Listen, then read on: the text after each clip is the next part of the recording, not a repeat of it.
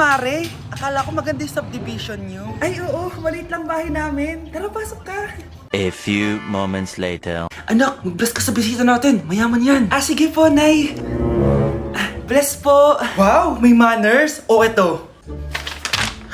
5,000? Thank you po! Yes! Ang ganda naman ng damit mo, Mare. Para kang may-ari ng isang malaking kumpanya. May-ari naman talaga ako ng malaking kumpanya, Mare. Pero salamat O, eto para sa'yo. Lalakihin ko na Kawawa ka naman. 10,000? Ba't ka pala napunta dito, Mare? Naghahanap kasi ako ng jowa ng anak ko. Bibigyan ko ng 1,000,000, brand new car, at house and lot kung sino man ang mapili ng anak ko. Ay, oo, Mar! Saktong-sakto, single tong anak ko. Hello po. Oh, eto na pala siya.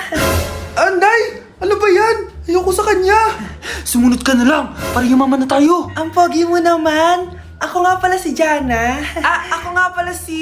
Mag-isip ka ng pambabaeng pangalan. Venice! Anong sabi mo? Ha? Di ba lalaki ka? Bakit Venice pangalan mo? Ay, hindi niyo po alam? Bakla po ako! Hindi po kami talo ng anak niyo.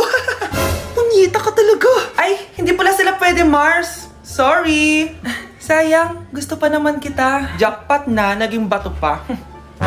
Walang hiya kang bata ka! Yayaman na dapat tayo! Halika dito! Punta ka sa akin!